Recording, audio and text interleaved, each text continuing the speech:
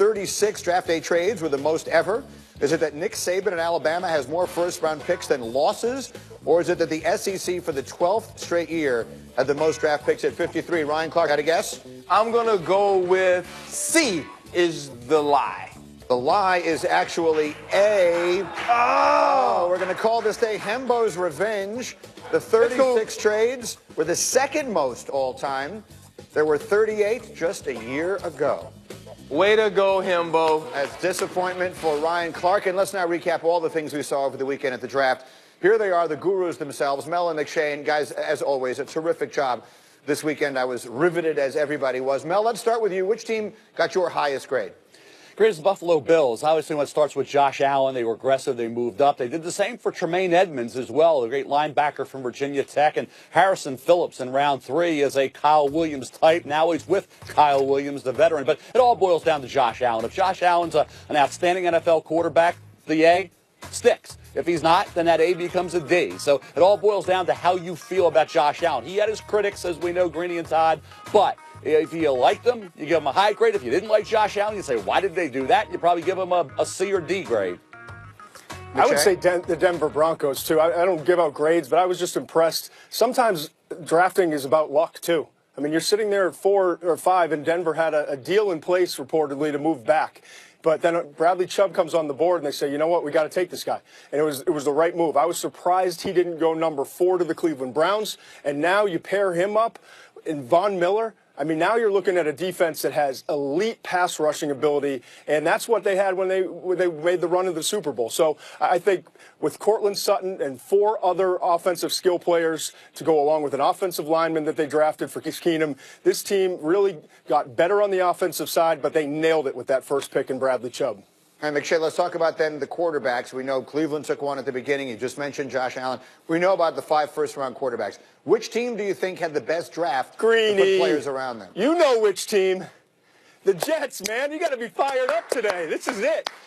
Think about it a month ago. You're the Jets fan representative. A month ago, did you have any shot at getting Sam Darnold?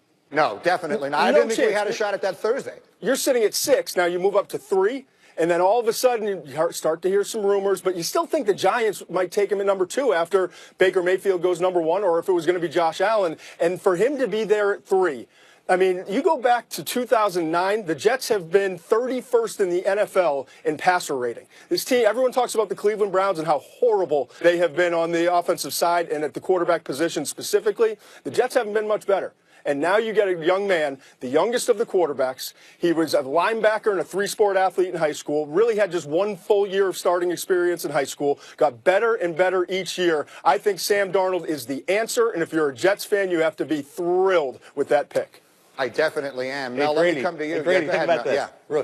10 seconds before the draft, McShay's still holding out that Darnold's going to go number 1. So no question he's going to applaud that pick at number 3. He wouldn't give it up. Kept hearing Mayfield. I'm not like some people and sway with the wind. Hey, and, I go with the experts. When the experts tell me something, I can do it. Right. Fair enough. Listen, I mean, right up until the Giants made their pick, I didn't think that Darnold would fall to 3 either. Let's go back to Cleveland, Mel. John Dorsey's going to join us in the next hour. He's a long-time, very well-respected personnel man in the sport. How did you look at his first draft in Cleveland? John's a longtime friend of mine. I've known him since 1984, Greeny, and I think he's rolled the dice here. And it was a big-time curveball he threw everybody at 1 and 4. And I think you look at 1, Baker Mayfield. He was intrigued by Johnny Manziel, John was. He's looking for guys that all have to fit the prototypical skill set, and he's doing that with Baker Mayfield. Now, hey, I wouldn't have taken him at 1. I would have gone Bradley Chubb at 4 over Denzel Ward. But, hey, Denzel Ward was the most highly rated cornerback in this draft. So at the end of the day, if Baker Mayfield would have been the pick to Miami, we would have said, hey, good pick for the Dolphins, okay, at 11. But he goes number 1 overall, so we're all up in arms about it. So I think John, he knows more about football than I do. I'll trust my good friend John Dorsey to get it right, but I certainly disagree with 1 and 4. Todd, how about the Browns? I think for the next decade, we're going to compare what Jets have and what and what we have with the Cleveland Browns, because they could have had Sam Darnold. So we're going to see. I would have taken Sam Darnold 1 and Bradley Chubb 4. And so the careers of these guys are going to be linked for the next decade or so. And the same thing with Denzel Ward and Bradley Chubb. So there's a lot of pressure on Baker Mayfield. Everyone says Tyrod Taylor's going to start, and maybe he starts game 1. I'll be shocked if by the end of the 2018 season, if Baker Mayfield's not the starting quarterback of the Cleveland Browns. You can't tell me that the first overall pick is going to wind up sitting on the bench and watching all season long. We've only had one quarterback this decade that was drafted in the first round that didn't start in his rookie season. That was E.J. Manuel. So Baker Mayfield's going to be a starter at some point. I can't guarantee it, but I feel really strongly about that. And we're going to find out very early on how quickly he's progressed. And I know you both well enough to know there's nothing you love more than projecting next year's draft starting today. But give us one player we got to watch. Give us one player who you think will hear his name called very early at the 2019 draft. Ed Oliver, defensive tackle, Houston. I would agree. I think he's the top player in the draft. I also think Clemson's got 4 defensive linemen that are going to be drafted, and 2 of which are going to wind up in probably the first, second round. Cleveland Farrell is in the defensive end position. They're just loaded along that defensive front. So I think the best recruiting job Clemson did was to get those guys to come back and not leave for this year's draft. Well done. Guys, terrific work. You deserve a little break, and I'm sure after today you will get almost none. Thank you both for terrific work, and thanks for jumping on here. Thanks, Green. A lot in the last couple of weeks as well. SportsCenter tonight got a complete wrap-up, obviously, of all of this and more. That's 6 Eastern after PTI. You got the Sixers and the Celtics with Keith Olbermann providing a history lesson. You got the stats ahead of the Red Hot Yankees series with the Astros. And the latest on Jim Harbaugh's Michigan Wolverines European vacation. That's SportsCenter, 6 Eastern on ESPN and the ESPN app.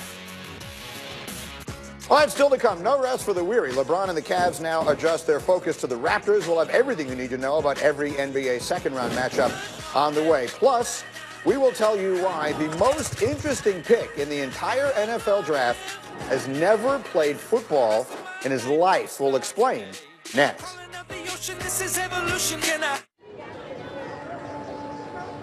I remember the day you asked,